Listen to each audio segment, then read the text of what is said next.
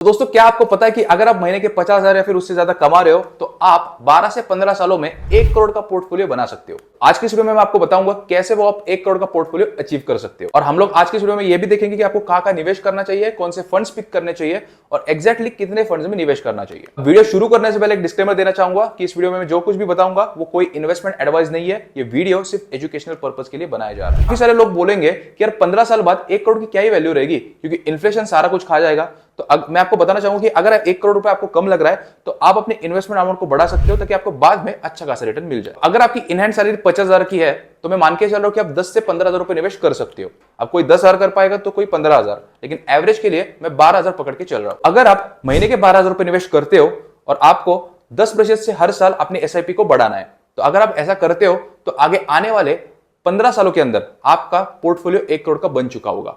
अब कहां निवेश करना है ऐसे 12% का रिटर्न पाने के लिए, ये मैं आपको आगे वीडियो में बताऊंगा। अब गाइस, आगे बढ़ने से पहले ना मैं आपको कहना चाहता हूं कि आप अपने रिस्क लेने की जो क्षमता है उसको पहले पहचान लीजिए, क्योंकि उसके अनुसार ही आपका पोर्टफोलियो बनाया जाएगा। ये जो आपकी रिस्क लेने की क्षमता है ये 4 चीजों के ऊपर निर्भर करती है। आपकी उम्र कितनी है, आप रिएक्ट कैसे करते हो जब मार्केट ऊपर नीचे होता है, आपकी नेटवर्थ कितनी है और आपका एक्सपीरियंस कितना है मार्केट के अंदर। अगर आपका मार्केट में एक्सपीरियंस 2 साल से कम का है तब भी आप कम जोखिम लेने वाले व्यक्ति हो, या फिर अगर आपकी सेविंग अभी कुछ भी नहीं है तब भी आप कम जोखिम लेने वाले व्यक्ति हो, या फिर अगर मार्केट 10% से करेक्शन करती है यानी कि 10% से घट जाती है तब आप बहुत ज्यादा पैनिक कर जाते हो, तब भी आप कम जोखिम लेने वाले व्यक्ति हो। अब इस वीडियो के लिए मैं मान के चल रहा हूं कि आप मध्यम जोखिम लेने वाले व्यक्ति हो और आपकी उम्र 25 से 30 साल के बीच में है। तो अगर इस कैटेगरी में आप आते हो तो मैं कहूंगा कि आपको 65 से 70% पैसा अपना इक्विटीज में डालना चाहिए, 20% आपको डालना चाहिए डेट या फिर हाइब्रिड फंड्स के अंदर, और 10 से 15% आपको डालना चाहिए गोल्ड के अंदर। आपको 65 से 70% अपना पैसा इक्विटीज में डालने के लिए इसलिए बोल रहा हूं क्योंकि एक रूल होता है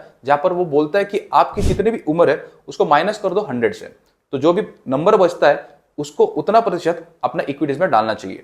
तो 100 माइनस 30 होता है 70, तो आपको उतना प्रतिशत इक्विटीज में डालना चाहिए। अब अगर बात करें गोल्ड की, तो गोल्ड में सबसे ज्यादा बेहतरीन ऑप्शन निवेश करने का है एसजीबी, या फिर हम जिसको बोलते हैं सोवरेन गोल्ड बॉन्ड्स। तो ये सबसे बढ़िया तरीका है गोल्ड में निवेश करने का, अगर आप 8 सालों के लिए कर रहे हो या फिर उससे ज्यादा के लिए कर रहे हो। अगर बात करें डेट या फिर हाइब्रिड फंड्स की, तो आप मिक्स निवेश कर सकते हो, कभी एफडी, पीएफ या फिर हाइब्रिड फंड्स वगैरह वगैरह। हम लोग ये देखेंगे कि आपको जो मेजोरिटी 70% पैसा है उसको हम लोग कैसे निवेश करेंगे।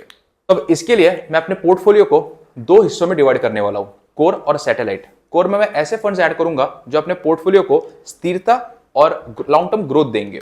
कोर के अंदर जो 60 से 70% हिस्सा रहेगा वो मैं एलोकेट करूंगा इक्विटीज के अंदर। इसके लिए मैं 2 से 3 फंड्स उठाऊंगा, large cap, flexi cap, mid cap और इंटरनेशनल कैटेगरी के से। अगर बात करें सैटेलाइट पोर्टफोलियो की, तो उसके अंदर में थोड़े से एग्रेसिव और ग्रोथ स्पेसिफिक फंड्स को टारगेट करूंगा। और ये जो पोर्टफोलियो है ये बदलते रहेगा depending on the situation, market में जो अपॉर्चुनिटीज आएंगे उसके हिसाब से इस पोर्टफोलियो को मैं चेंज करता रहूंगा। लेकिन जो कोर पोर्टफोलियो है उसको हम वैसे ही रहने देंगे अगले 15 सालों के लिए। सैटेलाइट पोर्टफोलियो के अंदर मैं 30 से 40% एलोकेट करूंगा और उसके लिए मैं 1 से 2 फंड्स उठाऊंगा, स्मॉल कैप, मोमेंटम या फिर सेक्टरल फंड से।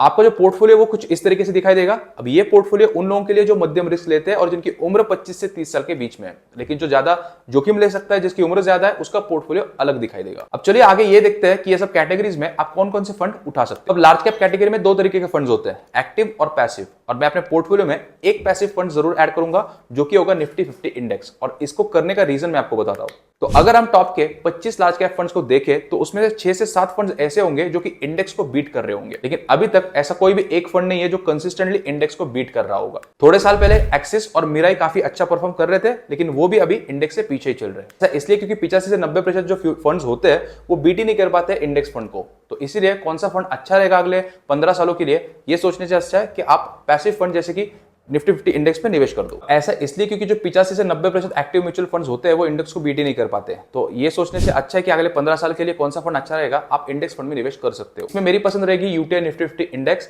और ये इसलिए बोल रहा हूं क्योंकि इसके अंदर जो ट्रैकिंग एरर है वो भी बहुत कम है, 0.2% का है। इसका जो एक्सपेंस रेशियो है वो भी सिर्फ 0.21% है। अगर बात करें मिड कैप कैटेगरी की, तो उसमें मेरी पसंद होगी पीजीएम इंडिया या फिर निप्पॉन इंडिया ग्रोथ।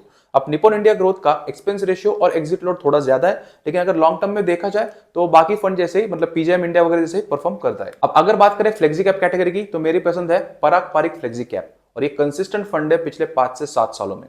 अब ये फंड जो है वो 30 से 35% अपना जो हिस्सा है वो निवेश करता है यूएस स्टॉक के अंदर, और जो बचा हुआ 60 से 65% है वो करता है इंडियन स्टॉक के अंदर। तो इस फंड के अंदर आपको थोड़ा सा यूएस स्टॉक का भी मुनाफा मिल जाता है और आपके पोर्टफोलियो के अंदर थोड़ा सा ज्योग्राफिकल डाइवर्सिफिकेशन भी आ जाता है। इंटरनेशनल कैटेगरी के अंदर जो मेरी पसंद है वो है मोतीलाल ओसवाल नैस्डैक 100 ETF। बाकी यूएस फंड की तरह इसमें भी एक खास बात ऐसी है कि जब कभी भी यूएस डॉलर बढ़ता है आईएनआर के मुकाबले तो उसका भी मुनाफा आपको यहाँ पर मिल जाता है। और ये मुनाफा आपको कैसे ज्यादा रिटर्न देता है चलिए बताता हूं। अब ये जो ब्लू वाली लाइन दिख रही है आपको, ये है नैस्डैक 100 इन आईएनआर, और जो ऑरेंज वाली लाइन है वो है नैस्डैक 100 इन यूएसडी। अब चाहे रुपी डिप्रिसिएशन हुआ हो या फिर जो डॉलर है वो एप्रिशिएट हुआ हो, लेकिन यहाँ पर आप देख सकते हो आपको 2 से 3% का रिटर्न आपको देखने को मिल सकता है। वहीं पर जो नैस्डैक 100 यूएसडी वाला है उसमें 9 गुना की ग्रोथ देखी गई है 15 सालों में, लेकिन वहीं पर नैस्डैक 100 इन आईएनआर वाला जो है उसके अंदर 18 गुना ग्रोथ देखी गई है उसी सेम पीरियड में। अगर इंडियन इंडेक्स निफ्टी 50 की तुलना करें पिछले 15 सालों में वो भी नैस्डैक 100 आईएनआर के साथ, तो नैस्डैक 100 आईएनआर ने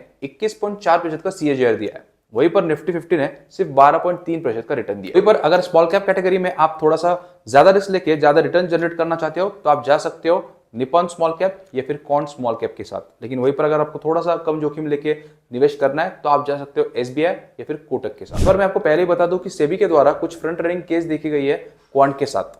अब फ्रंट रनिंग केस एक तरीके का फ्रॉड होता है जहां पर जो फंड मैनेजर्स होते हैं उनको सीक्रेट पता लग जाता है उनके सोर्सेज से, और फिर वो आइदर बाय करते या फिर सेल कर देते स्टॉक को टू मेक प्रॉफिट्स। जब तक ये केस जो है वो क्लियर नहीं हो जाता मैं कहूंगा कि आप क्वांट से थोड़ा सा दूर रहिए। बाकी हमने अल्टरनेट फंड्स आपको सजेस्ट कर दिए। अगर बात करें मोमेंटम कैटेगरी की तो उसमें हमारी पसंद रहेगी UTI Nifty 200 momentum 30 index fund. अब अगर मोमेंटम इन्वेस्टिंग आपको पता नहीं है तो मोमेंटम इन्वेस्टिंग का मतलब है कि किसी भी स्टॉक का 3 से 6 महीने का जो भी ट्रेंड है उसको नोटिस किया जाता है कि स्टॉक जो है वो अप ट्रेंड में चल रहा है या फिर डाउन ट्रेंड में चल रहा है, और उसके अराउंड आपके लिए एक पोर्टफोलियो बनाया जाता है ये सोच के, ये अनुमान लगा के कि ये जो ट्रेंड है वो आगे भी ऐसे ही चलता रहेगा। लेकिन यहाँ पर आपको ध्यान रखने वाली बात ऐसी है कि जो मोमेंटम इन्वेस्टिंग है वो थोड़ा सा रिस्की होता है कंपेयर टू निफ्टी 50 और निफ्टी 100। तो मोमेंटम इन्वेस्टिंग के दौरान अगर मार्केट बहुत ज्यादा गिर गया तो वो बहुत ज्यादा गिर भी सकता है, या फिर अगर मार्केट ने करेक्शन कर दिया तो वो बहुत ज्यादा आपको रिटर्न्स भी दे सकता है, तो इसीलिए ये थोड़ा सा रिस्की होता है। अगला आता है सेक्टोरल फंड्स। अब इसके अंदर मैं आपको कोई भी फंड रिकमेंड नहीं करूंगा क्योंकि सच बताओ तो काफी मुश्किल हो जाता है ये प्रेडिक्ट करना कि कौन सा सेक्टर अगले 10 से 15 सालों के लिए अच्छा परफॉर्म करेगा। काफी सारे लोग ये कह रहे हैं कि वो बुलिश है इन 3 कैटेगरीज के अंदर, टेक, मैन्युफैक्चरिंग और बीएफएसआई, और काफी सारे एक्सपर्ट्स का भी ये मानना है कि अगले 10 से 15 सालों में जो भारत है वो इन 3 सेक्टर में काफी अच्छा परफॉर्म करेगा। तो अगर आप इन तीनों में से किसी भी सेक्टर में बुलिश हो तो आप किसी भी एक फंड में निवेश कर सकते हो, और वो भी अपने सैटेलाइट पोर्टफोलियो के अंदर। इस तरीके से कुछ आपका पोर्टफोलियो बनता है जहां पर आप 12% का रिटर्न अचीव कर सकते हो अगले 15 सालों के अंदर। यहाँ पर एक ध्यान रखिए कि अगर आप लो रिस्क टेकर हो या फिर हाई रिस्क टेकर हो तो उस हिसाब से आप अपना जो कोर पोर्टफोलियो हमने बनाया था और जो सैटेलाइट पोर्टफोलियो बनाया था उसको ऊपर नीचे थोड़ा सा कर सकते हो। अगर आप ज्यादा रिस्क लेना पसंद करते हो तो आप ज्यादातर स्मॉल कैप और मोमेंटम फंड्स में निवेश कर सकते हो, या फिर अगर आप कम रिस्क लेना पसंद करते हो तो आप ज्यादातर हाइब्रिड और निफ्टी इंडेक्स फंड में निवेश कर सकते हो। अब अगर आप इनमें से किसी भी फंड में निवेश कर रहे हो तो मुझे कॉमेंट्स में जरूर बताइए।